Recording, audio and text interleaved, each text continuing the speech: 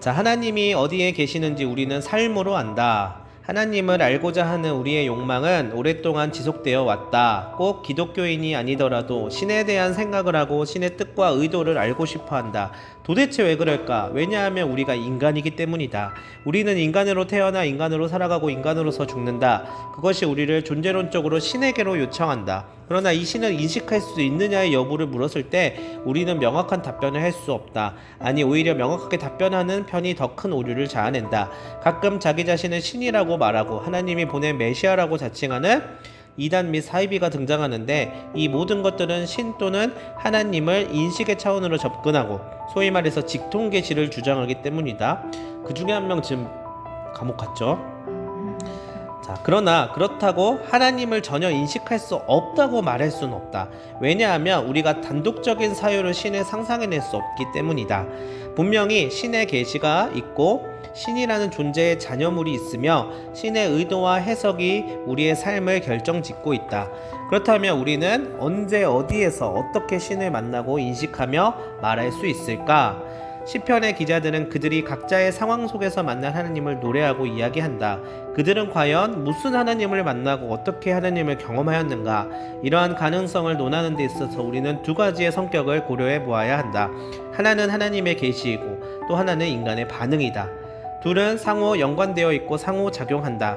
틸리는 피카소의 작품 게르니카를 보고 신율, 즉 계시의 깊은 차원을 경험하였다고 고백한다.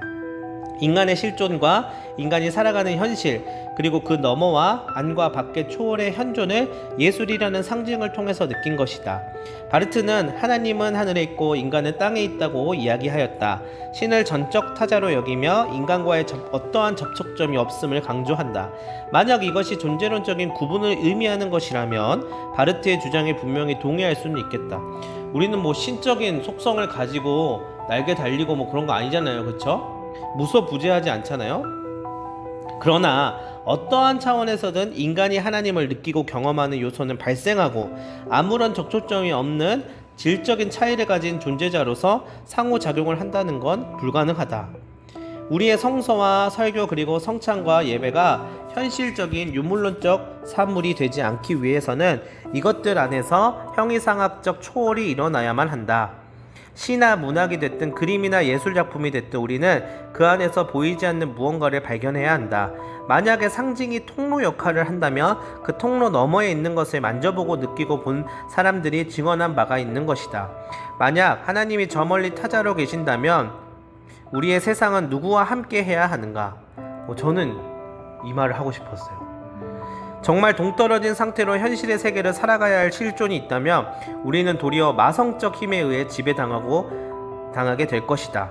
마성적 힘이란 표현이 나와요. 이게 데모닉 파워라고 생각하시면 돼요. 데몬 헌터스 나오잖아요. 데몬 헌터스 해야죠. 잡아서 죽여야죠. 그렇죠?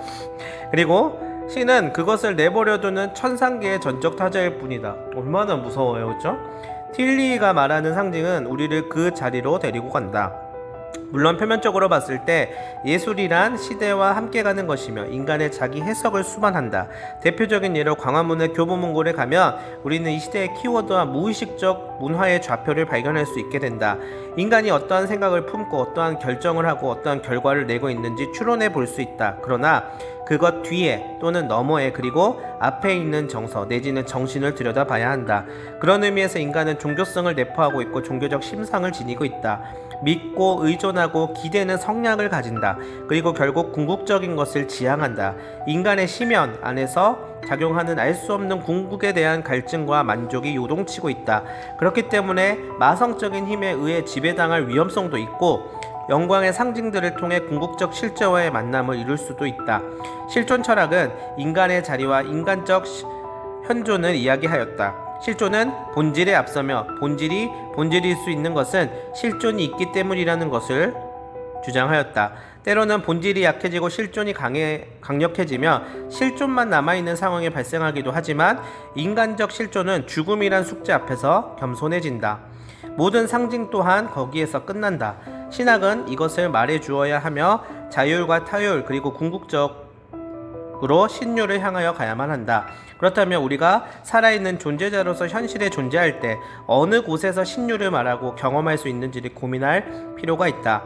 그것이 시간과 장소의 구체적인 예시가 따로 있지 않더라도 인간 무의식과 정서 그리고 정신 안에서 또한 삶의 형이상학과 사건 속에서 어느 지점에 체험될 수 있는지를 경험할 필요가 있다. 먼저는 죽음에 있다. 그 자리를 회피하고 싶어도 반드시 우리 앞에 오게 되며 그 자리에서 밝히 드러나게 된다. 고린도전서 13장 12절 이 뭐냐면요, 지금은 거울을 보는 것 같이 희미하나 그 말씀이에요. 나중에는 얼굴과 얼굴을 보는 것 같이 우리가 밝히 드러나는 모든 것들을 알 수 있는 때가 온다는 것이죠.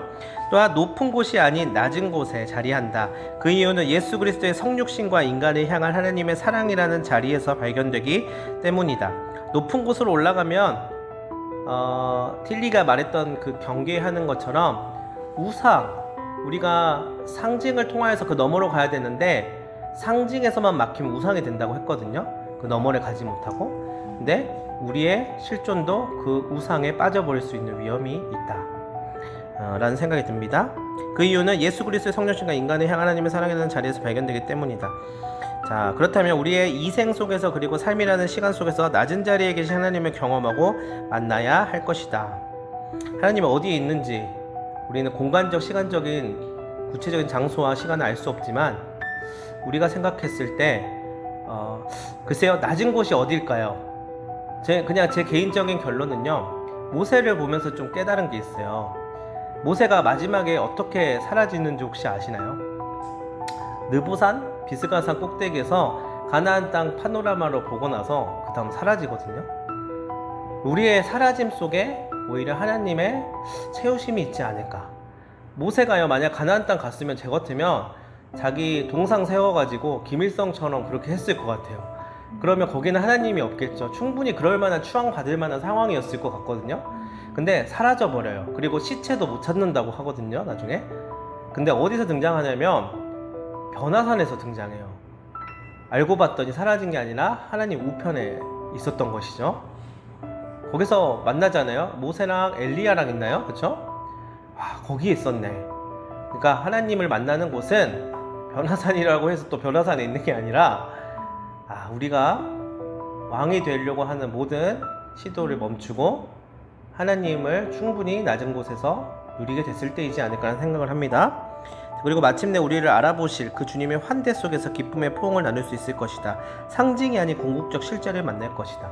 우리의 목표는 상징이 아니에요. 사실 상징을 넘어서 있는 궁극적 실제를 만나는 것이고, 이 생에서는 그렇게 해야 됩니다. 사람을 통해, 상황을 통해, 나이 들어감을 통해서 하나님을 경험하고 느끼고, 언젠가는 끝나요. 그게 우리가 한 150살 되면 끝나겠죠.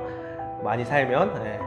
150살 너무 심했나? 어쨌든 100살 정도 살고 죽어요. 그러면 저는 하나님의 실제를 만날 수 있을 거라고 생각해요. 그거는 상징을 통한 흑인 하나님, 백인 하나님이 아니라 정말 우리가 그토록 사랑했던 그분을 만나서 모든 것들이 다 해석이 되고, 그래서 그랬군요 할 수 있는 그날이 오지 않을까. 그러나 하나님이 어디에 계시는지 우리는 지금은 뭘로 아냐면 삶을 통해서 안다. 이렇게 마무리하도록 하겠습니다.